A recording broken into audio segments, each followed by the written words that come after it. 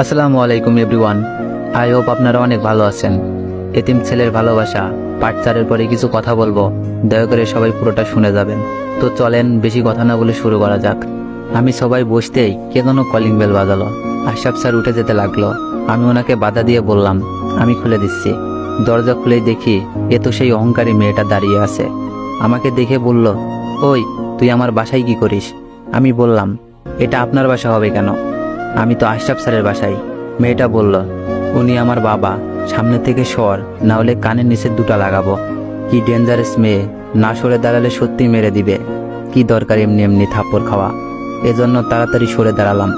মেয়েটা পাশ দিয়ে রুমে প্রবেশ করলো। মেয়েটা বলল, বাবা এইসব ছোট লোকদের রুমে আসতে দিছো কেন? আশরাফ স্যার বললেন, মা সবাই মানুষ, কাউকে ছোট করে দেখতে হয় না। মেয়েটা বলল, দেখো আব্বু, আমি তোমার এসব লজিক শুনতে চাচ্ছি না। আমি আমার রুমে গেলাম। মেয়েটা হন হন করে দোতলায় উঠে গেল। আশরাফ স্যার বলল, তুমি ওর কথাই কিছু মনে করো না। আসলে মা মরা মেয়ে আমার, একটু বেশি আদর পেয়ে এমন হয়ে গেছে। তবে ওর মনটা অনেক ভালো। মনে মনে বললাম, কেমন মন ভালো সেটা আমি খুব ভালোভাবেই জানি। অ্যাক্সিডেন্ট করতে লাগছিল, হাত ধরে টান দিয়ে বাঁচালাম। সেজন্য নিজে তো থাপ্পড় দিল, সাথে আরেকজনকে দিয়েও থাপ্পড় দেওয়ালো। কি হলো, কিছু বলছো না কেন? আমি এসব কথাই কিছু মনে করি না, বাদ দিন ওইসব। এখন বলেন আমাকে কি কাজ করতে হবে? আশরাফ স্যার বললেন, কাজ বেশি কঠিন না। তুমি কার ড্রাইভিং করে আমাকে অফিসে নিয়ে যাবে আর আসবে। ভাবছিলাম কত কঠিন কাজই বা দেয়, কিন্তু এখন দেখছি অনেক সহজ কাজ। এজন্য ওনার প্রস্তাবে স্বাচ্ছন্দ্যে রাজি হয়ে গেলাম। আচ্ছা তাহলে তোমার রুম দেখিয়ে দিই। উনি আমাকে নিচতলায় একটি রুমে নিয়ে আসলেন। রাজকীয় রুম। এরকম রুমে থাকতে পারলে জীবন ধন্য, কিন্তু ওই মেয়ের জন্য কতদিন টিকতে পারবো জানি না। তা বাবা, তোমার রুম পছন্দ হয়েছে? স্যার। আমাকে স্যার বলতে হবে না, আঙ্কেল বলে ডাকবে। জি আঙ্কেল স্যার। Sorry uncle. আচ্ছা তুমি রেস্ট নাও। আঙ্কেল চলে গেল। আমি ব্যাগটা রেখে বিছানায় গা এলিয়ে দিলাম। আহ, কত নরম বিছানা। জানি না এই এতিমের কপালে এই বিছানা কতদিন আছে। রাতে খাওয়ার জন্য বাইরে যেতে লাগছি। এমন সময় আঙ্কেল বলল, অনিক কোথায় যাও? জি আঙ্কেল, খেতে যাচ্ছি। তুমি আমার বাসায় থেকে বাইরে খাবে এটা তো হয় না। আজ থেকে তুমি আমাদের সাথে খাবে। ফ্রিতে খাওয়া পেয়ে গেলাম, তাই সাত পাঁচ না ভেবে রাজি হয়ে গেলাম। একটু পর আঙ্কেল আর ওনার মেয়ে খেতে বসলো। আঙ্কেল আমাকে খাওয়ার জন্য ডাকলেন। আমাকে দেখেই ওনার মেয়ে চোখ বড় করে তাকালো। তাকানোর ধরন দেখে মনে হচ্ছে চোখ দিয়ে আমাকে মারছে। আমি কোনো কথা না বলেই খেতে বসলাম। আঙ্কেল বলল, তুলে নিয়ে খাও। আমি প্লেটে ভাত আর মুরগির মাংসের কয়েক পিস তুলে নিলাম। এরপর খাওয়া শুরু করলাম। আস্তে আস্তে সব খাবার শেষ করলাম। এরপর রুমে চলে আসি। সকালে উঠে ফ্রেশ হয়ে নাস্তা করলাম। এরপর আঙ্কেলকে নিয়ে ওনার অফিসে গেলাম। যাবার সময় আঙ্কেল বলল, তোমার ড্রাইভিং লাইসেন্স আছে তো? ড্রাইভিং লাইসেন্সটা তো ভুলে সেই রাজশাহীতে রেখে আসছি। এজন্য আঙ্কেলকে বললাম, না আঙ্কেল।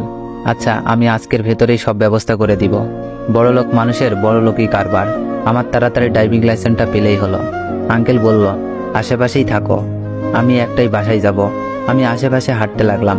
অনেকক্ষণ ঘোরাঘুরি করে অফিসের সামনে চলে আসলাম। একটু পর আঙ্কেল চলে আসলো। ওনার সাথে করে বাসায় নিয়ে আসলাম। দুপুরে খাবার খেয়ে আবার ওনাকে অফিসে নিয়ে আসলাম। একটু পর পিয়ন এসে আমাকে বলল, স্যার ডাকছে। আমি পিয়নের সাথে আঙ্কেলের কেবিনে গেলাম। অনেক, আমাকে একটা কাজ করে দিতে হবে। আমার মেয়েকে তো চিনো, ওর গাড়ির কি যেন হয়েছে, তুমি একটু ওকে নিয়ে আসবে। এই মেয়ে এমনিতেই আমাকে দেখতে পায় না, তারপর যদি আমি যাই তাহলে কি করবে আল্লাহই জানে। তারপরও আঙ্কেলের কথায় রাজি হয়ে ওনার মেয়ের ভার্সিটিতে গেলাম।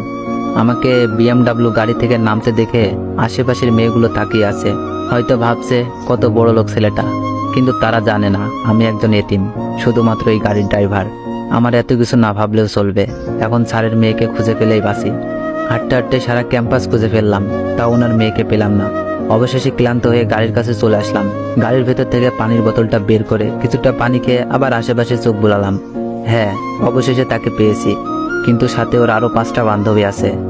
এখন ওনার সামনে গেলে হয়তো অপমান করবে, কিন্তু কি করা, এতিম আমি, এসব আমাকে সহ্য করতেই হবে। আমি ওনার দিকে যেতে লাগলাম। কিছুক্ষণ পর ওনার সামনে চলে আসি।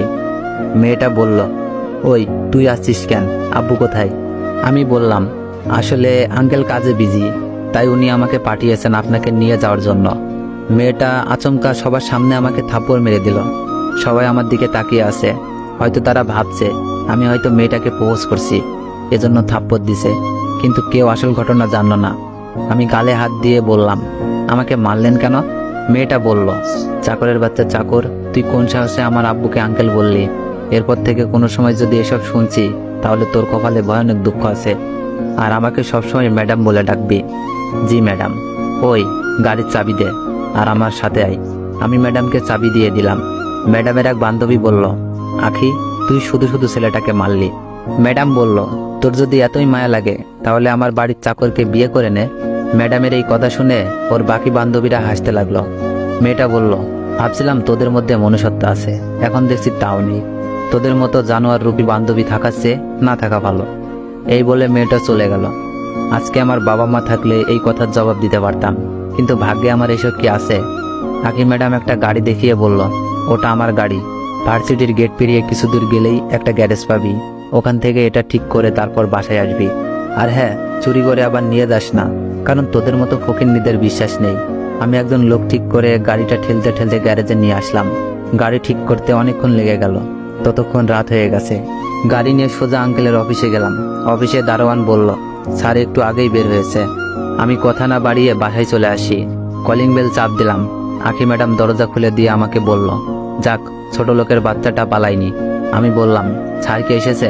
আখি ম্যাডাম বলল, আব্বু ওনার রুমে আছে, আবার কিছু বললে মারতে পারে, এজন্য কিছু না বলে ম্যাডামের পায়ে দিয়ে রুমে চলে আসলাম। তো গাইজ, নেক্সট পার্ট চাইলে বেশি বেশি কমেন্ট করুন। আর হ্যাঁ, আপনারা অনেকেই কমেন্ট করতেছেন যে পার্টগুলো একটু তাড়াতাড়ি নিয়ে আসতে।